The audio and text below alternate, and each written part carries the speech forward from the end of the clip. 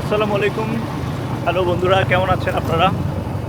আজকে সিরাজগঞ্জের তারাস থেকে আপনাদেরকে সুন্দর একটি প্রকৃতি বা সুন্দর একটা দৃশ্য দেখানোর উদ্দেশ্যেই এই ব্লগিংটা করা। তো চলুন দেখা যাক। আপনাদের জন্য এই যে সারপ্রাইজিং মোমেন্টসটা অপেক্ষা করতেছে। শুধু যেদিকে তাকানো যায় হলুদ আর হলুদ। এটা হচ্ছে আমাদের সরিষা ক্ষেত, সিরাজগঞ্জের তারাস থানার কুন্দল গ্রামে এখন আমরা আছি। আর আপনারা দেখছেন হলুদের রাজ্য। সরিষা ফুল আসলেই এই সময়টাতে, বিশেষ করে শীতের এই মৌসুমটা, এখন আজকে 1 জানুয়ারি মাসের প্রথম দিন, 2026 সালের প্রথম দিন। সো এই দিনটা আসলে গ্রামে উপভোগ করতেছি বন্ধুদের সাথে। এই যে আমার বন্ধু তুষার আছে, বাইক চালাচ্ছে, কিছুক্ষণ পরে নেমে তাকে দেখাবো। আর আপনারা যে গ্রামের দৃশ্যটা দেখছেন, এটা সিরাজগঞ্জে অবস্থিত। ছোট ছোট এই যে পানির যে আমরা বলি নদী, ছোট নদী এগুলো। এই যে দৃশ্যটা দেখুন। আমরা নিচ দিয়ে নেমে যাব কি? এদিকে যাওয়া যাবে। এই যে এই নিচ রাস্তা, হ্যাঁ ওটা বেটার। হ্যাঁ হ্যাঁ, কি চমৎকার! যেদিকে চোখ যায় শুধু হলুদের সমারোহ, হলুদ ফুল।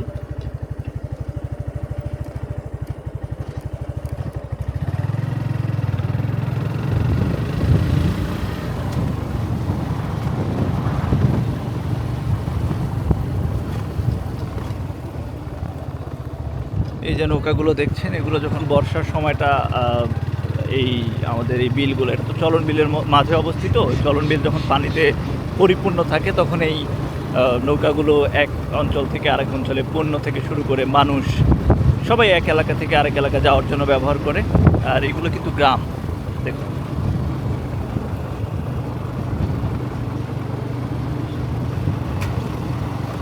আমরা এখন আছি ফসলি মাঠের ঠিক মাঝখান দিয়ে, যে রাস্তা, সেই রাস্তায়। এই যে আমরা ওই বট গাছের ওখানে নামি, তারপরে আমরা ওখানে যে মধু, মনে হয় মধুর জন্য মৌমাছির বক্স বসানো আছে। দেখুন কি চমৎকার একটি বট গাছ।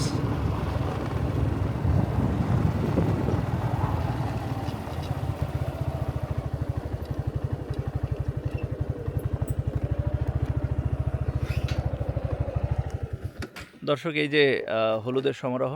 আর আমার সাথে আছে আমার বন্ধু তুষার। তুষার, কেমন লাগছে এই হলুদের সমারোহে এসে? অসাধারণ।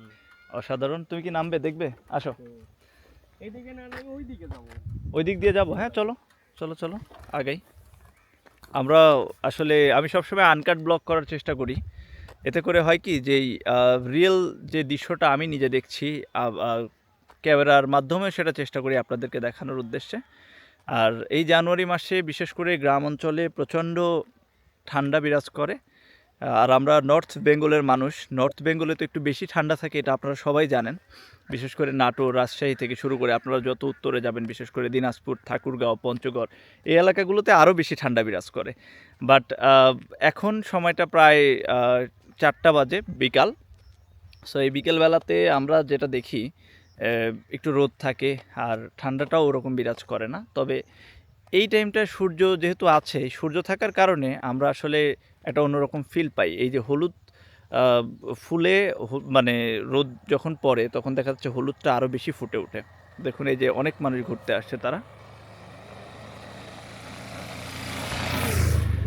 অনেক মানুষ এখানে ঘুরতে আসে, বিশেষ করে এই ফুলগুলো দেখার জন্য। আসলে কি হয়, প্রকৃতি আপনাকে সবসময় অ্যাট্রাক্ট করে। প্রকৃতি সবসময় আপনাকে মনের মধ্যে একটা প্রশান্তি জাগ্রত করে, যার জন্য আপনি এই প্রকৃতির মায়া ছেড়ে যে দূরে অবস্থান করবেন, সেটা আসলে সম্ভব হয় না। যুগে যুগে কিন্তু মানুষ এই প্রকৃতির ছোঁয়ায়, এই দেখুন আমি এই পাশটা দিয়ে হাঁটতেছি, হেঁটে আমি একটু ক্ষেতের মধ্যে যাচ্ছি। তবে আপনারা যেই যারাই আমার ভিডিও দেখতেছেন, যারাই আপনারা এই সিরাজগঞ্জের আশেপাশে এই কি বলে যে সরিষা ক্ষেতগুলো দেখতে আসেন, একটা বিষয় খেয়াল রাখবেন যে এটা কিন্তু আমাদের কৃষকের স্বপ্ন, কৃষকের হাসি, কৃষকের খুশি। তারা এগুলো লাগিয়েছে শুধুমাত্র তাদের আসলে জীবিকা নির্বাহ করতে পারে, যেন তারা এটা বিক্রি করে তারা যেন তাদের ফ্যামিলি চালাতে পারে, সেই উদ্দেশ্যগুলোকে কেন্দ্র করেই তারা এগুলো লাগিয়েছে। কিন্তু এটার কারণে যদি মানে এই যে আমরা ঘুরতে আসছি এই জিনিসগুলোর কারণে যদি দেখা যাচ্ছে যে কৃষকের ক্ষতি হয়ে যায়, ফুলে পারা লাগলো বা ফুলগুলো নষ্ট হয়ে গেল, তাহলে কিন্তু আমরা এটা একটা কি বলে যে এটা আমাদের জন্য পাপ হয়ে যাবে। সো আপনারা খেয়াল রাখবেন যে আমরা যেন এমন কিছু না করি যেটা আমাদের কৃষকদের জন্য ক্ষতি হয়ে যায়। সো আপনারা উপভোগ করবেন, দেখবেন এই সুন্দর দৃশ্য উপভোগ করবেন, পরিবার নিয়ে আসবেন, বন্ধু-বান্ধব নিয়ে আসবেন। কিন্তু কারো যেন ক্ষতি না হয় সে বিষয়টা খেয়াল রাখবেন।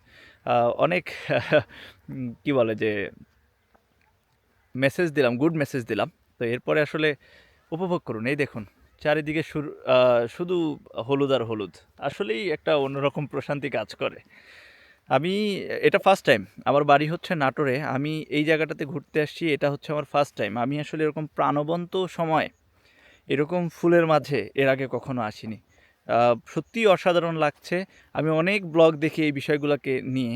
আজকে আমার ফার্স্ট টাইম এরকম একটা আনকাট ব্লগ করা হচ্ছে এরকম একটা পরিবেশে। সেটা আমাকে আসলে প্রশান্তি দিচ্ছে এবং মনের মধ্যে আমার মনটা খুশিতে নাচতেছে এরকম একটা কন্ডিশন তৈরি হয়েছে। দেখুন। আর এই যে এই ফুলগুলোতে কিন্তু অলরেডি সরিষার ইয়ে চলে আসছে। এটাকে কি বলে? যে সরিষার যে ফল এগুলো কিন্তু অলরেডি চলে আসছে।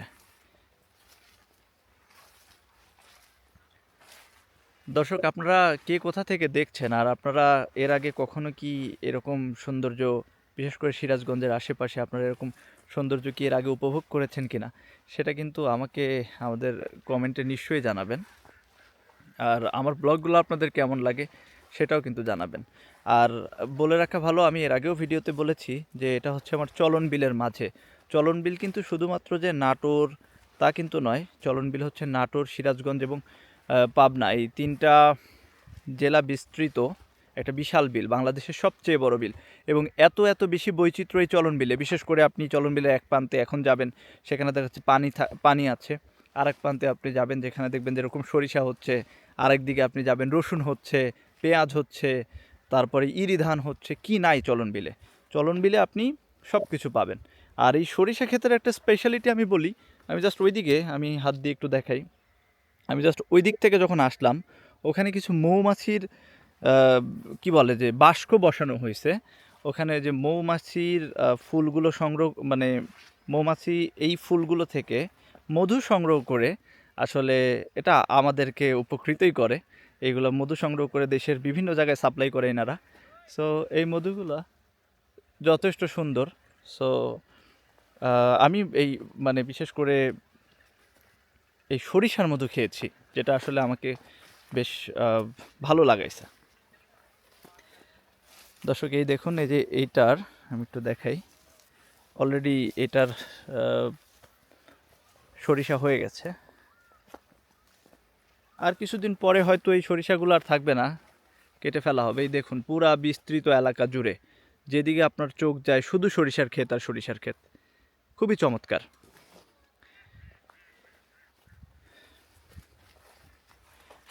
শীতের এই মৌসুমে আপনারা যদি গ্রামে আসেন, বিশেষ করে আপনারা যারা নর্থ বেঙ্গলে আছেন, যারা আপনারা এই নাটোর, সিরাজগঞ্জ, পাবনা এই অঞ্চলে যারা আপনারা থাকেন, তারা কিন্তু আপনারা সহজেই চলে আসতে পারেন এই তারাশে, সিরাজগঞ্জের এই তারাশের এই লোকেশানটা হচ্ছে আপনারা চাইলে বাই রোডে যদি ঢাকা থেকে আসতে চান, সেক্ষেত্রে আপনারা আসতে পারেন হচ্ছে ইয়েতে সিরাজগঞ্জের ঢাকা সিরাজগঞ্জ হাইওয়ে দিয়ে আপনারা তারাশ, যেটাকে বলে মহিষলুটি, এখানে নেমে আপনারা কি বলে যে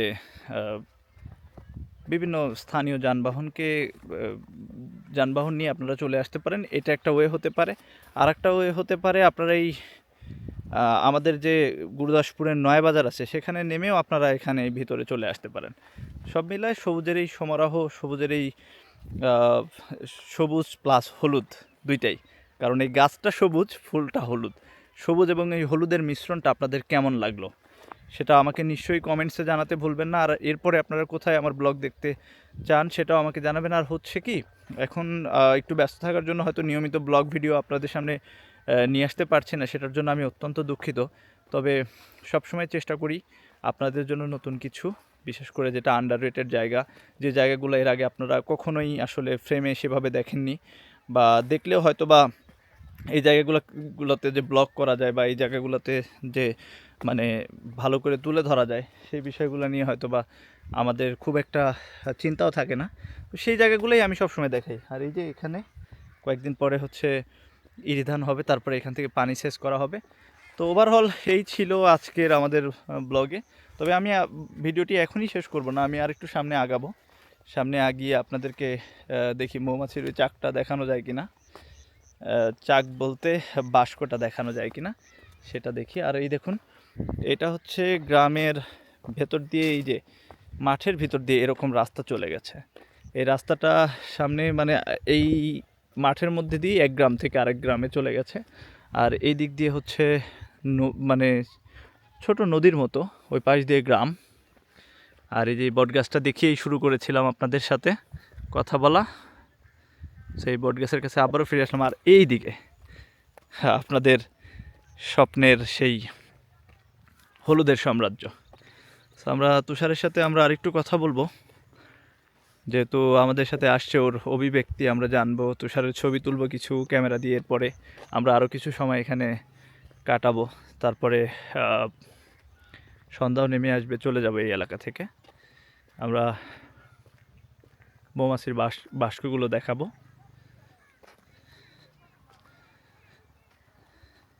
তো স্যার, আমাদের দর্শকের উদ্দেশ্যে কিছু বলে দাও। তোমাকে এর আগে অনেক ব্লগেই দেখেছে তারা, তুমি বলো কেমন লাগছে সব মিলায়। দর্শকদের উদ্দেশ্যে একটাই কথা, সেটা হলো সবাই আসবেন আমাদের এলাকায়, আমাদের চলন বিলে ঘুরতে আসবেন। আমাদের চলন বিলের সৌন্দর্য মূলত দুইটা টাইমে, শীতের সময় আর বর্ষার সময়। বর্ষার সময় এই বিলটা পুরাটা দেখবেন আপনারা পানিতে একদম মুখরিত অবস্থায় থাকে। আর এখন দেখবেন চারিদিকে তাকাবেন, যেদিকে তাকাবেন হলুদ সমুদ্র পাবেন। হলুদ সমুদ্র দেখতে চাইলে আমাদের চলন বিলে চলে আসবেন। ধন্যবাদ তুষারকে, চমৎকারভাবে আপনাদেরকে এখানে ওয়েলকাম করলো। আর আমি যে জিনিসটা আপনাদেরকে দেখিয়ে আজকে ভিডিওটা শেষ করব, এটা একটু রিস্কি জোন হয়ে যায়, তবুও আমি চেষ্টা করছি আপনাদেরকে দেখানোর। এই দেখুন, এটা জাস্ট এভাবে মৌমাছিগুলো এভাবে আছে। আমি এর থেকে দূরে যাওয়ার মানে এর থেকে কাছে যাওয়ার সাহস করলাম না, জুম ইন করে আপনাদেরকে একটু দেখালাম। কারণ যারা এটা সংগ্রহ করছে এখন, তারাই কিন্তু আসলে মুখে হচ্ছে মাস্ক লাগিয়ে সংগ্রহ করছে। সো সেই জন্য আমি আর ওইদিকে যাওয়ার সাহস করলাম না। তবে এভাবে আসলে এই বাস্কগুলো দিয়েই মৌমাছিগুলো মধু সংগ্রহ করছে এই বিস্তৃত অঞ্চলগুলো থেকে। তো দর্শক, আজকের এই সবুজের সমারোহ থেকে, এই যে সবুজ এবং হলুদের সমারোহ, বারবার ভুল হয়ে যাচ্ছে, ক্ষমা সুন্দর দৃষ্টিতে দেখবেন। সবুজ এবং হলুদের সমারোহ থেকে আজকে বিদায় নিচ্ছি। কথা হবে, দেখা হবে নতুন কোনো ভিডিওতে, নতুন কোনো সুন্দর এবং কি বলে আন্ডাররেটেড জায়গায় আপনাদের সামনে তুলে ধরবো। বাংলাদেশের আনাচে কানাচে থেকে সুন্দর সুন্দর জায়গাগুলো তুলে ধরবো আপনাদের সাথে। সেই প্রত্যাশা এবং ভালোবাসা ব্যক্ত করে আজকে বিদায় নিচ্ছি। সবাই সুস্থ থাকবেন, ভালো থাকবেন। আর এই শীতের সময় অবশ্যই নিজে এবং নিজের পরিবারের ছোট সন্তানাদি, গর্ভবতী মা যারাই আছেন তাদেরকে খেয়াল রাখবেন এবং যত্নে রাখবেন। বিশেষ করে বৃদ্ধ মানুষ যারা আছেন, সবার সুন্দর করে খেয়াল রাখবেন, যাতে করে তারা এই শীতটাকে খুব সহজভাবে পার করতে পারে। সেই প্রত্যাশা রেখে আমি সোহান বিদায় নিচ্ছি, সোহান স্টোরি বোর্ডের এই পর্দা থেকে। আশা করি সবাই ভালো থাকবেন। আসসালামু আলাইকুম।